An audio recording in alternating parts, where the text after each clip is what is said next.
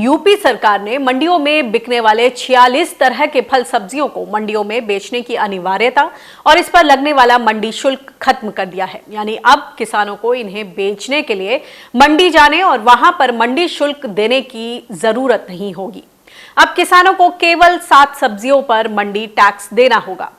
इसमें आलू, प्याज, टमाटर, अदरक, लहसुन, मिर्च और नींबू शामिल हैं।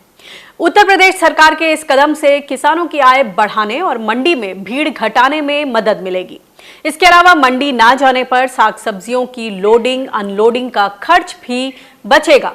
इतना ही नहीं, किसान बिचौलियों से बचकर अपनी फसल सीधे ग्राहकों तक पहुंचा सकेंगे और अपनी आमदनी बढ़ा पाएंगे। और मंडी टैक्स में जो ये तब्दीलियां की गई हैं, इसके क्या मायने हैं, किसानों पर किस तरह का बोझ बढ़ेगा और सरकार की तरफ से जो ये फैसला है ये कितना उचित या अनुचित है, सब पर बातचीत करते हैं। हमारे साथ किसान नेता रमनदीप सिंह मान फोन लाइन पर जुड़ गए हैं। रमनदीप जी, ये बताएं कि राजस्थान में ये टैक्स लगाया गया है और बोला जा रहा है कि ये किसान कल्याण राहत कोष होगा। कितनी राहत मिलती देखते हैं आप इस टैक्स से? देखिए अनिका जी, जो ये ओवर टैक्स इन्होंने लगाया है, तो ये लगाया है कि जो भी एग्रीकल्चर मार्केट के अंदर होगी, जितनी होती है ट्रेडिंग होती है, उसके ऊपर लगाया है।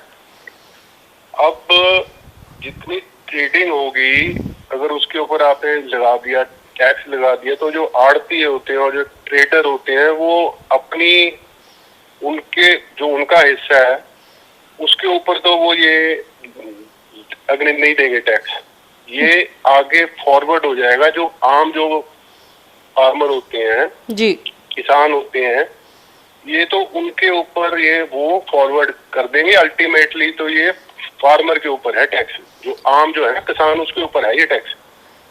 तो ये बताएं कि इतना मंडी टैक्स किसान अदा करते हैं इतने सालों से, जब उनके कल्याण की बात आती है, जैसे इस वक्त हम देख रहे हैं कि गेहूं भीग रहा है मंडियों में जगह जगह, जो तमाम योजनाओं के लिए जो पैसे की जरूरत है उनके राहत के लिए, उनके कल्याण के लिए, क्या उन पर खर्च होता है? देखिए, ये कृषि कल्याण तो है टैक्स, इसका नाम तो है कि उनके लिए लिया जा रहा है टैक्स। लेकिन अगर आप जाके APMC की मंडियां देखोगे जहाँ पे होती है ट्रेडिंग होती है, वहाँ फार्मर्स के लिए तो कोई एमिनिटीज तो है नहीं, कोई सहूलियत नहीं है। तो थोड़ी तो ऐसी एग्रीकल्चर की मंडियां भी है कि ना वहाँ पे कोई इंतजाम ही नहीं होता। तो अगर आप उनसे ये ले रहे हो इतना 2% का टैक्स, तो उस हिसाब से APMC की मंडियों में या दूसरी मंडियों में जहाँ पे ट्रेडिंग होती है, जहाँ पे फार्मर आता है जी, वहाँ पे उस हिसाब से एमिनिटीज भी तो होनी चाहिए। जी बिल्कुल, सुविधाओं का अभाव है। जी जी जी। ये बताएं कि उत्तर प्रदेश ने दूसरी तरफ ऐसे 46 फल और सब्जियां हैं जिन पर इस टैक्स को खत्म कर दिया है।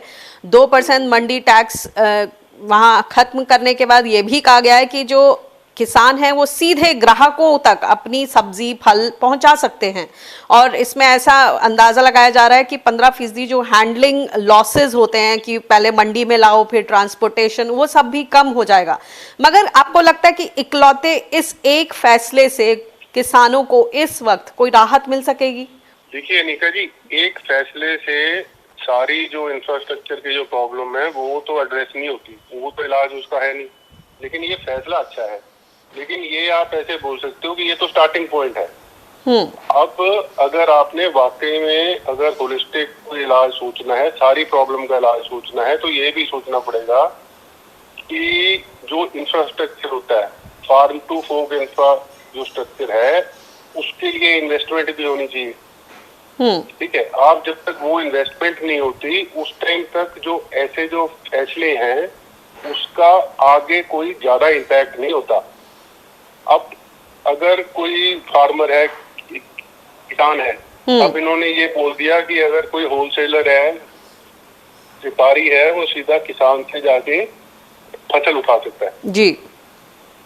अब वो व्यापारी तो किसान के पास जाएगा, फसल उठा लेगा, लेकिन जो उसके जो आगे की जो फॉरवर्ड लिंकेज है उसका भी तो वो कोई इंतजाम होना चाहिए। तो इसके लिए वेयर हाउस होते हैं, स्टोरेज होती है, कोल्ड स्टोरेज होती है, रीफर के ट्रक होते हैं। जब तक ये सारी की सारी जो है ना चेन, इसमें इन्वेस्टमेंट नहीं होती, यानी कि हर कदम पर एहतियात बरतना होगा। उसमें विकेंद्रीकरण के तहत जिला स्तर पर उस तरह के फैसले लेने पड़ेंगे कि खाली मंडी टैक्स खत्म करने से और सीधा इस तब्दीली से कि सीधे वो ग्राहकों तक बेच सकते हैं किसान, इसके अलावा भी हर कदम पर व्यवस्था सुनिश्चित करनी होगी। इसमें आपने बताया कि जो भी कंपनियां सीधे किसानों से लेंगे, तो इसमें क्या गारंटी है कि वो किसानों को एक्सप्लॉइट नहीं करेंगे? उनसे मान लिया आपने 1 रुपए में लौकी ली और आगे चल के आपने उसको दुगने तिगने भाव में आगे बेच दिया, तो इस पर क्या कोई अंकुश लगाने की कोई योजना होनी चाहिए या नहीं?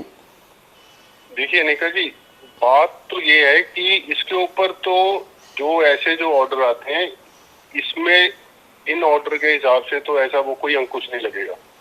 अंकुश लगाने का इसका ये इलाज है कि सरकार जो फार्मर्स के जो एसपी होते हैं, जिन एसपीओ में फार्मर ये फैसला करते हैं कि हम अगली बार कौन सी सब्जी लगाएंगे, कौन सी फसल लगाएंगे, कौन से आदमी को आगे बेचेंगे।